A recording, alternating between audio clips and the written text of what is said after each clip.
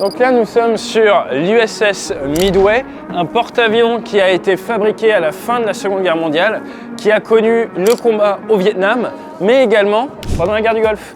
Et oui, il a fini sa période opérationnelle pendant la guerre du Golfe, et c'est très impressionnant de voir à quel point c'était rustique. Que ce soit d'un point de vue technologie, au niveau du centre de commande ou toutes ces choses-là, c'est quand même plus que old school. Et ça explique pas mal de choses sur la guerre du Golfe, mais surtout ça montre à quel point il n'y a pas forcément besoin de faire ultra compliqué des fois pour faire quelque chose d'opérationnel, faire quelque chose qui marche.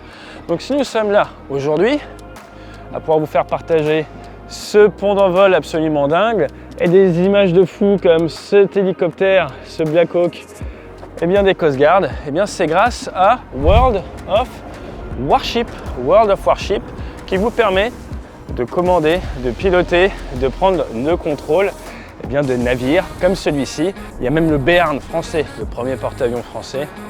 Avec World of Warship, vous allez pouvoir mettre en place des tactiques dans un environnement P2P contre des vraies personnes ou contre de l'IA. C'est super sympa. Et vous voyez ces hélicos, alors on ne peut pas y jouer dans World of Warship, mais vous pouvez envoyer vos avions pour aller couler d'autres navires et faire un petit peu d'une certaine manière la bataille de Midway, dont ce porte-avions porte le nom, le tout avec des graphismes assez exceptionnels.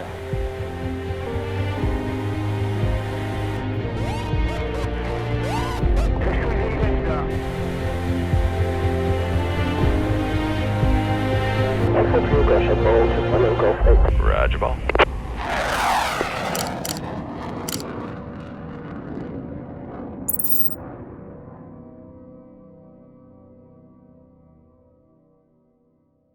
Donc on est sur le bateau, 2004, c'est un musée depuis 20 ans, ça fait bientôt 100 ans qu'il y a de l'aviation navale. Chuck qui est avec nous est un ancien commandant d'unité sur hélicoptère, il a fait en gros tous les types d'hélicos et pendant la guerre du Golfe, c'est lui qui faisait tout ce qui est Search and Rescue. Donc on a vraiment beaucoup de chance de pouvoir visiter avec lui aujourd'hui. C'est un porte-avions qui a été commissionné, donc qui a pris la mer juste après la fin de la Seconde Guerre mondiale. Il n'a pas connu la Seconde Guerre mondiale, mais il a un pont d'envol renforcé contre les kamikazes. Donc retour d'expérience de la Seconde Guerre mondiale. Et tous les avions qu'on va voir sur le pont d'envol, ils ont tous volé sur ce type de porte-avions.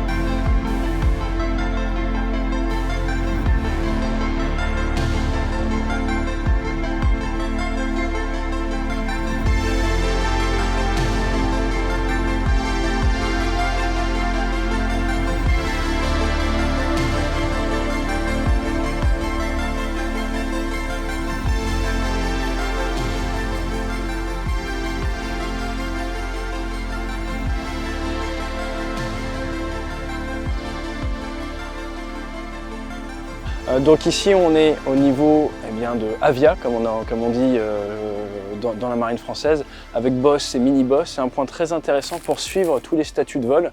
Là on voit des noms avec des avions. Donc le F8 c'est les Crusader avec des numéros d'avions, avec des noms ici, Commander, Jim l'a fait. Et toutes les personnes qui sont représentées ici sont soit des personnels qui sont décédés depuis ce porte-avions, soit qui ont été faits prisonniers de guerre, soit qui ont disparu, les missing in action. Et donc là on voit le F8 qui fait de la TARCAP, donc tout ce qui est de la protection du groupe aéronaval. On voit également d'autres avions qui font de l'ICM, on voit de l'A4, le Skyhawk qui fait du strike. Vous avez de l'A7 également en strike, donc pour tout ce qui est de l'attaque au sol. Deux autres avions du Phantom en photo et du F4 en barcap, donc c'est différents types de missions. Et enfin le CH2 avec le SAR, Search and Rescue. Pour la petite histoire, ce panneau se tournait et un marin était derrière et devait tout noter et devait tout écrire à l'envers, de manière à ne pas gêner l'espace vital ici où il y a le boss et le mini-boss qui gèrent toute l'activité aéronautique du bateau. Petit point également, dans cet endroit-là se trouvaient les représentants de chaque unité avec le fameux NATOPS, le manuel pour chaque avion. Comme ça, dès qu'il y a un souci, l'Airboss peut se retourner vers ses spécialistes des unités, vers ses subject matter experts, ses experts machines, pour aider à gérer le mieux possible la gestion de la panne. Tout petit dernier point, dans chaque pièce, si on peut dire, chaque compartiment, il faut 2 sorties possibles. Donc on a vu la hatch par où on peut sortir, et là on va reprendre la sortie en suivant de choc pour aller voir la centrale de la zone de navigation.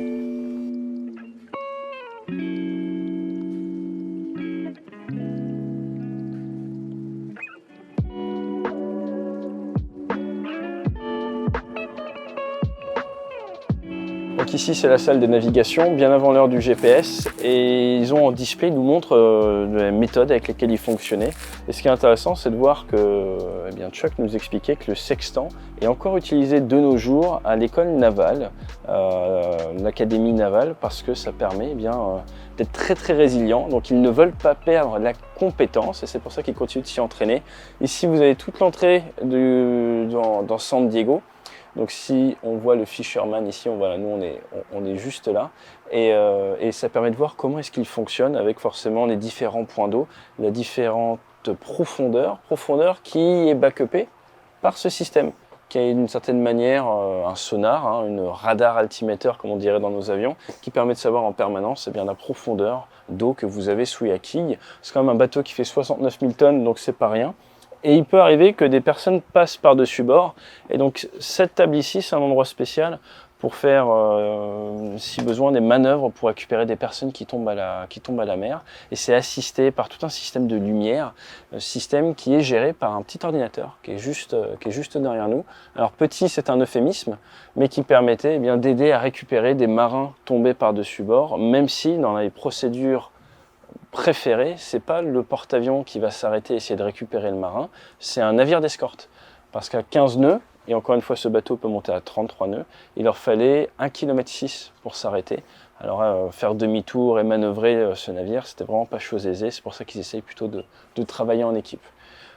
Petit point final, on nous a appris qu'au niveau des câbles, ici Chuck nous disait qu'il y a 3000 miles de câbles, ça fait 5000 km de câbles sur le navire, et c'est très dur, bien malin, celui qui sait où va chacun de ces câbles. C'est mystère et boule de gomme. Alors, il faut bien manœuvrer ce navire de 69 000 tonnes. Comme vous pouvez voir, là, souvent, il y a des petits bateaux autour qui vont aider, des tugs. Mais là, il y a des réparations au cours en ce moment. On va rentrer à l'intérieur et on commence directement par la chaise du commandant, du commanding officer, qui a ses quartiers juste à côté qu'on va aller voir après, qui a, très important, toutes les radios pour pouvoir communiquer avec tout le monde, qui voit également ce qui se passe au niveau de l'appontage derrière, parce que ça a forcément un impact sur la sécurité du navire, mais également sur le cap du navire. Une fois que les appontages sont terminés, le bateau peut reprendre liberté de manœuvre et est un peu plus libre en termes de vitesse et de cap, ce qui a son impact. Ensuite ici, les marins ils vont pouvoir tout gérer.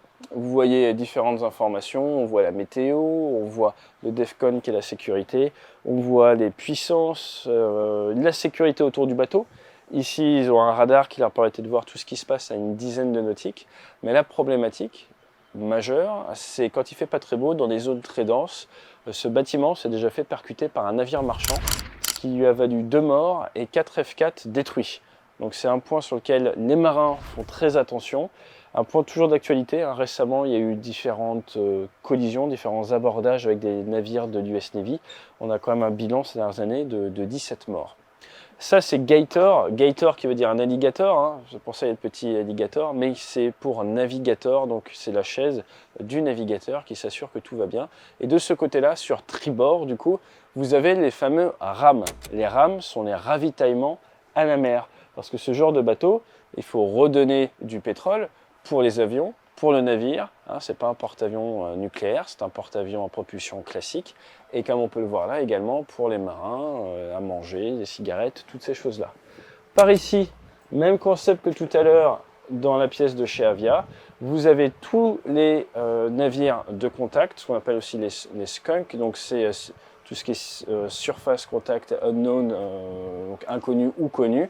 Tout va être là avec un relèvement en distance, le range, l'horaire à laquelle vous l'avez, les vitesses. Et ici, c'est là que l'on va pouvoir diriger les 69 000 tonnes de puissance. Donc la barre à gauche, la barre à droite, les informations et tout ce qui est puissance, c'est ici que ça se gère. Il y a plusieurs moteurs qui vont vous permettre d'avancer ou de faire reculer le navire à une vitesse maximum quand même au-dessus de 50 km/h, 33 nœuds, c'est pas rien. Sacré bateau, très old school. N'oubliez pas quand même qu'il a été en service jusqu'au début des années 90, donc ça nous paraît pas si loin que ça. Et pourtant, on voit en termes de technologie qu'on est très très loin de ce qu'on peut connaître de nos jours. Forcément, ça s'est développé dans la bonne direction.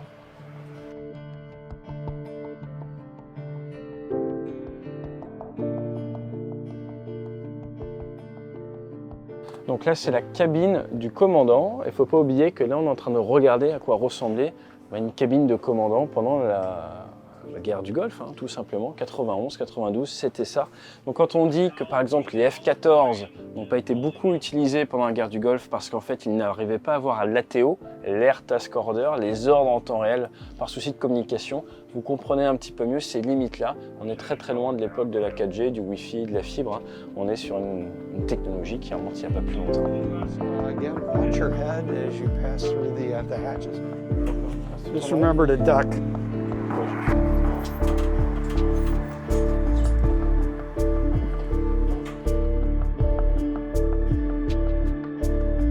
Donc là, il faut faire très attention quand on descend les marches. Comme vous pouvez le voir, il n'y a pas beaucoup de place.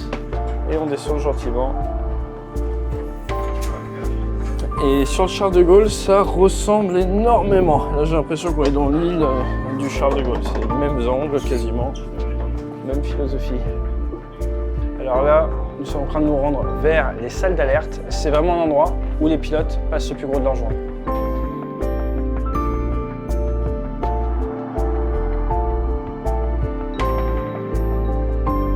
Donc ici, c'est la salle d'alerte, c'est là où on brief, c'est là où on débrief dans ces super fauteuils de cuir. Et c'est là, en fait, que toute la growth, la croissance a lieu. Comme vous pouvez le voir derrière moi, c'était tout réglé dans la Ready Room par une personne qui est en permanence de quart ici, qui s'assure que l'ordre des choses est bien suivi et surtout qui s'assure que chaque pilote fait bien l'événement qu'il est censé faire. En permanence, qui maîtrise le temps, maîtrise son environnement. Vous savez où vous êtes par rapport à la journée, vous savez si vous avez un meeting, vous savez s'il y a des notes particulières, vous savez à quelle étape de la journée est votre prochain rendez-vous. Et chacun est rangé fonction de son rôle, fonction de son grade, soit devant si vous êtes très chef, soit ici si vous êtes à des fonctions administratives importantes, soit tout à l'arrière si vous êtes le dernier jeune pilote. Donc l'objectif de votre carrière, c'est d'avancer le plus possible pour être assis au premier rang, comme on dit. Donc ici, c'est le tableau de briefing. Tout le monde sait un petit peu ce qui se passe. Alors plutôt que briefer la mission, ça donne une idée de ce qui se passe pour la journée, les événements, les numéros d'avion, les pilotes, le Bravo, c'est l'heure de décollage, le fuel à bord, donc là on est sur 15 000 livres, la mission qui doit être effectuée et l'ordonnance, donc le type d'armement. Et à côté, on a les notes. De plus, il y a tout ce qui est administratif. Donc il y a le meeting avec le commandant à 7h30 avec le CAG, le chef de l'escadron. Et derrière, il y a tout ce qui est préparation des plans à midi dans un certain endroit. Donc ce qu'on peut noter là, c'est par exemple l'événement 3 Charlie 2, c'est les avions 303 et 305 avec ces indicatifs-là comme pilote, un décollage à 9h15 et ça revient à 12h45 avec 2 fois 15 tonnes et c'est du CAS, Close Air Support avec 520 mm et 2 GBU-12, donc de la bombe guidée laser. Ici, on a Lasson et Gardner avec le 300 et le 302, vous voyez ces avions différents. Un temps de vol assez long, interdiction et ils ont du SLAM IR, donc c'est de la guerre électronique. Allez, on continue.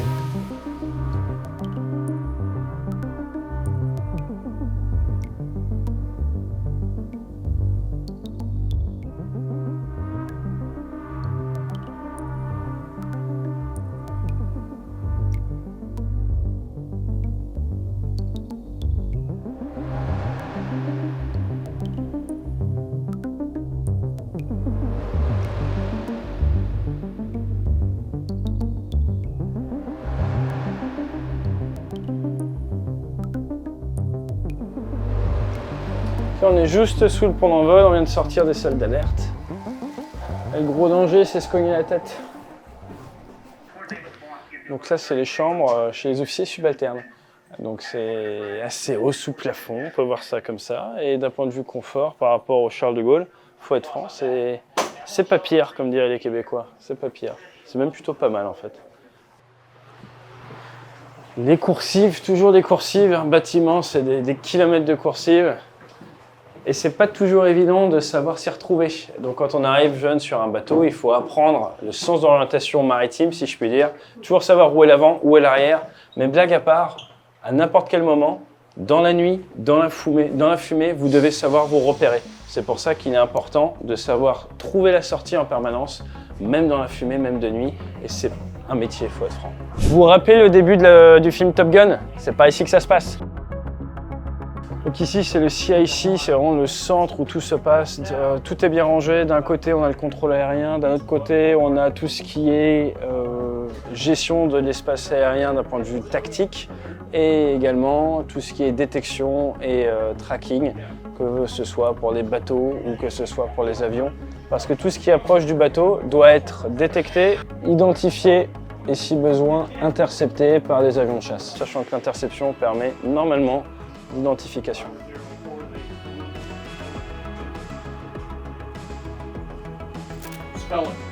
P-I-E-R-R-E. Oh, nice.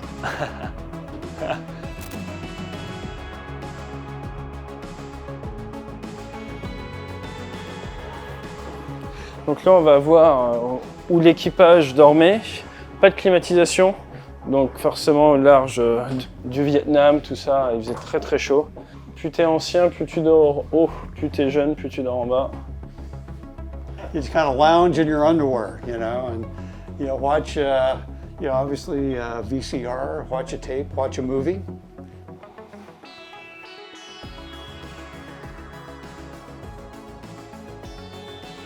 Alors si vous vous demandez d'où vient la steam, d'où vient toute la puissance qui va faire fonctionner les catapultes, la vapeur, eh bien il y a des accumulateurs de vapeur qui sont absolument monstrueux. Je pense qu'il ne faut pas qu'ils se prennent une roquette ou un obus et qui sont situés à l'avant du hangar qui est absolument gigantesque. Mais par rapport au Charles de Gaulle, mon ressenti principal, c'est qu'ils sont beaucoup plus bas. Forcément, les avions étaient plus petits à l'époque, mais par contre en termes de longueur, ça n'a rien à voir.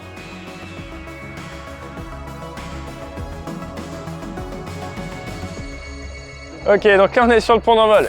Alors qu'est-ce qu'on voit? On voit de tout. Vous voyez que la taille des aéronefs est absolument incroyable du fait de la diversité. Et les avions de l'après-guerre, ils ont tendance à être énormes. Gros avion égale pétrole. Pétrole égale endurance. Vous voyez le F-18, il fait tout petit à côté du S-3. S-3 Viking qui faisait de la guerre contre les sous-marins. Sous-marins qui sont le gros danger pour les porte-avions. C'est vraiment très très dangereux un sous-marin pour un porte-avions. Là, ce que je vous propose, eh bien, c'est qu'on aille du côté de la LSO plateforme.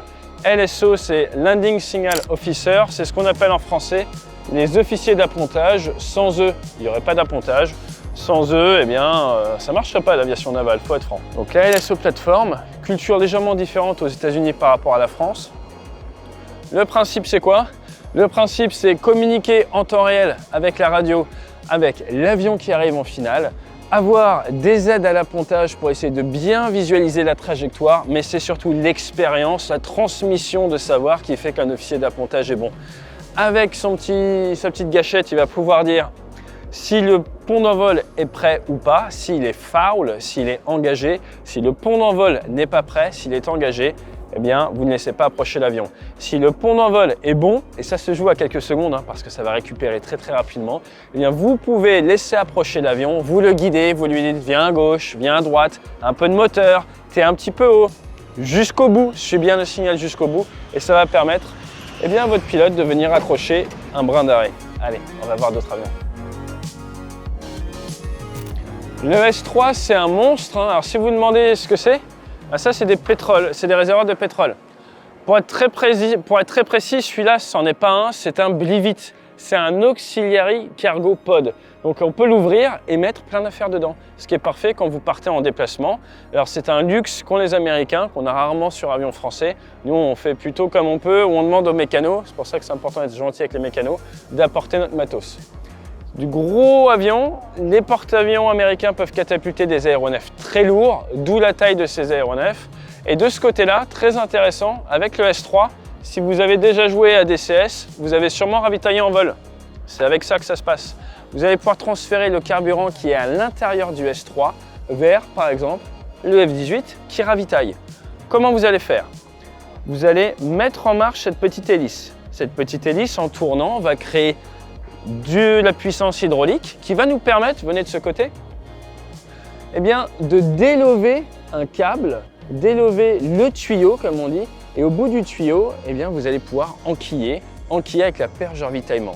Une fois que le transfert de carburant est terminé, vous pouvez refaire rentrer votre tuyau, toujours grâce à l'énergie hydraulique qui provient de cette petite hélice, qu'on peut comparer à une rate, à une rame air turbine qu'on peut retrouver sur les avioniques en cas de panne. Et voilà, vous permettez comme ça de transférer le pétrole et de donner plus d'allonge à vos avions d'attaque. C'est extrêmement efficace. Il faut savoir que sur Rafale ou sur Super Étendard, on peut mettre ce genre de pod sous nos avions directement et se transférer du pétrole d'un Rafale ou d'un Super Étendard à l'autre. De la torpille classique. Et là, eh bien, on a quand même du F-18 aux couleurs de la Navy. Et qu'est-ce qui est intéressant? Regardez sur l'aile de l'AIM-9. Donc ça, c'est du missile infrarouge, courte portée. Ça marche très bien, ça a bien fonctionné au combat, il n'y a pas grand-chose à dire. Et on en profite également pour finir sur le S3 qui, vous voyez, a ses ailes qui se replient pour minimiser l'impact sur le pont d'envol. Exactement comme les autres aéronefs qui sont là. Vous avez par exemple le Sky Raider, surnommé le Sky, dont les ailes se replient afin de minimiser l'impact au sol. Vous aurez reconnu, ce n'est pas du tout des couleurs opérationnelles. Là, on est sur des couleurs école. C'est le VT-9. Alors moi, j'étais au VT-7. Le VT-9, c'est l'escadron juste à côté qui était à Meridian, Mississippi. Et la génération avant moi, ils ont eu la chance de faire du T2 et également du A4. Moi, ma génération, on a fait du T45. À terme, cet avion va être remplacé. Mais donc, certains pilotes de chasse français ont fait leur premier appontage là-dessus, au sein du VT-9 pour certains, mais normalement, c'était plutôt le VT-7 à ce moment-là. Un avion qui a connu des accidents, notamment au large de la Floride, au large de Jacksonville, pour le premier appontage d'un jeune pilote de chasse sur VT9. On vous met les images là, il s'est malheureusement écrasé et décédé et a tué de multiples personnels sur le pont. Et on va pas se faire peur, on va regarder ce côté-là. Quand je vous disais que les avions d'une certaine génération étaient beaucoup plus gros, le RA5 Vigilante, qui est un peu le Mirage 4 si on peut dire local, on vous en reparlera dans une vidéo dédiée parce qu'il est tout simplement incroyable. Regardez la taille de ces entrées d'air, c'est un monstre. Ici vous avez forcément le Workhorse, l'avion de travail, le gros avion un petit peu de la guerre du Vietnam. C'est le Phantom. Et là, qu'est-ce qu'il a? Il a du missile courte portée de l'AIM-9. Alors là, il a été démonté, vous doutez bien, c'est pas très aérodynamique. Mais c'est un point d'emport qui permet de prendre 2 missiles RR, ce qui est très très pratique. Une entrée d'air qui nous amène vers le réacteur, c'est un biréacteur. Une entrée d'air par moteur, c'est le mieux en cas de collision aviaire. Et là, on voit qu'il y a eu pas mal de MiG abattus par cet aéronef. MiG-19, MiG-19, MiG-17, 73, 72, 72, 72. Ce qu'il faut savoir, c'est que le Midway, c'est le porte-avions dont sont partis les premiers aéronefs qui ont eu les premières victoires aériennes au Vietnam et les dernières. Ils ont fait l'ouverture, l'intro et l'intro, si on peut dire, de la guerre du Vietnam. Magnifique avion. Derrière, on a le F-14 que vous connaissez bien. On a vraiment toutes les générations d'hélicoptères. Et là, sur l'avant, on a du Hawkeye, du UA et surtout, vous voyez la taille du pont d'envol, c'est absolument incroyable. Le Prowler qui est à ma droite là, le EA6B, E c'est pour tout ce qui est électronique, A c'est pour tout ce qui est attaque. Donc c'est un avion qui fait à la fois de la guerre électronique et de l'attaque au sol. Donc ça c'est très avantageux parce que ça vous permet de pénétrer le territoire ennemi, de brouiller les défenses adverses et de les taper. Donc ça a été remplacé maintenant, le Prowler, par le Growler. Le Growler, c'est le F-18, qu'on voit là-bas, en version Super Hornet, donc en gros 30% plus gros, une motorisation plus puissante, beaucoup de guerre électronique, et c'est maintenant le Growler qui fait tout ce travail de jamming, de brouillage. Et faut être franc, en France, on n'a pas trop d'équivalent. C'est quand même un peu plutôt une spécialité américaine, même si on sait faire de la guerre électronique avec notamment le Spectra. Mais eux, c'est vraiment à deux dans l'équipage. Une grosse spécificité qui a fait ses preuves au combat, il faut être franc. Le A4, c'est l'autre avion sur lequel beaucoup de Français ont eu la chance de voler, très utilisé au Vietnam. Là, on a de la MK82, c'est de la bombe de 250 kg. C'est des choses que j'ai pu tirer de mon côté, avec la petite fusée devant qui se règle et qui permet de mettre un retard à l'armement. Les versions modernes, les GBU-12, sont guidées à l'avant par un détecteur de taches laser et ça va donc se guider sur une fréquence laser spécifique, fréquence laser qui va illuminer la cible grâce à un pod sur l'avion, un pod sur un autre avion, un drone ou des forces au sol. Ça, voilà, on est sur un bidon classique, c'est pas du napalm, c'est un bidon, là il est vide, ça s'entend. Ici, là, c'est pour accrocher le catapultage avec une élingue, parce qu'on n'a pas de système sur la roue avant, contrairement au Rafale. Donc ça, c'est vraiment pour accrocher lors du catapultage, il faut que ça soit costaud. Spécificité du A4, il est très très haut. On voit bien avec son train avant. Et là, assez intéressant, c'est Wally AGM 62 qui est un système d'attaque au sol. Et on voit bien que c'est du système caméra, du système TV, avec un très très beau plan de coupe ici qui nous permet de bien voir la haute technologie. Parce que ce genre de système, voilà, ça ne se guide pas tout seul. Mais on reste quand même sur la technologie de l'après-guerre. Donc voilà, ça marchait bien, il ne faut pas forcément faire trop compliqué. En tout cas, le A4, c'est vraiment un avion mythique dans le monde de la chasse embarquée. Ça a formé des générations entières. Ce que je vous propose maintenant, c'est qu'on aille voir le futur, en tout cas l'actuel. Là, on est donc sur un porte-avions qui a été décommissionné début des années 90. Je vous invite à aller voir le bateau de la première commandant de porte-avions de l'US Navy. Première commandante d'ailleurs qui vient d'être au tableau pour être amiral. Et donc devant nous, CVN 71, CVN 72, le Carl Vinson est actuellement en mer et un de ces deux porte-avions du coup est sous le commandement d'une femme, ce qui est, je trouve, super bien. Parce que la marine, ça se féminise. Si vous êtes une jeune femme et que vous rêvez d'une carrière qui sort de l'ordinaire, ça se trouve un jour vous pourrez commander ce truc-là, version française, sauf si vous êtes américaine. Alors, petit point à noter, vous voyez qu'il y a des protections. On ne peut pas s'approcher comme on veut des porte-avions américains. Il y a quand même des réacteurs nucléaires, il y a du lourd. Et si vous regardez à l'avant, là-bas, vous voyez que c'est tout protégé. On ne passe pas comme on veut. Et il y a beaucoup de patrouilles également de navires américains. Et juste derrière nous, là, c'est la fameuse base des Navy Seals. Donc à l'heure qu'il est, ils sont sûrement en train de ramasser dans l'eau froide. C'est leur truc. On voit la tour de contrôle qui est là-bas. Il y a des V-22 et des MH-60, donc des Seahawks qui sont là-bas. Et beaucoup plus loin, derrière le pont, on voit également des bateaux qui ont des toits plats. Et ce sont les portes hélicoptères, portes arrière, portes F-35 de la Navy ou du corps des Marines.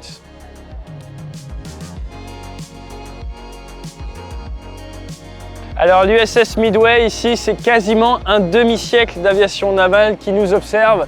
C'est un pont d'envol renforcé contre les kamikazes. C'est des catapultes qui envoyaient du Hawkeye, des avions, faire la guerre, projeter de la puissance à l'international.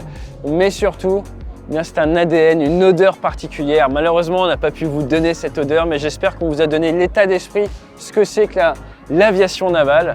Et je vous dis à très bientôt pour une nouvelle vidéo et peut-être à très vite sur Internet pour une prise en compte, une prise en charge de navire dans World of Warship, on ne sait jamais. En tout cas, c'est fun, ça détend. Allez, je vous dis à bientôt pour une prochaine vidéo dans un cadre peut-être encore plus cool qu'ici. Je ne sais pas si c'est possible. Dans tous les cas, nous allons dans le désert et ça va envoyer du lourd puisque, spoiler alerte, j'ai pu refaire de l'avion de chasse, mais j'en dis pas plus.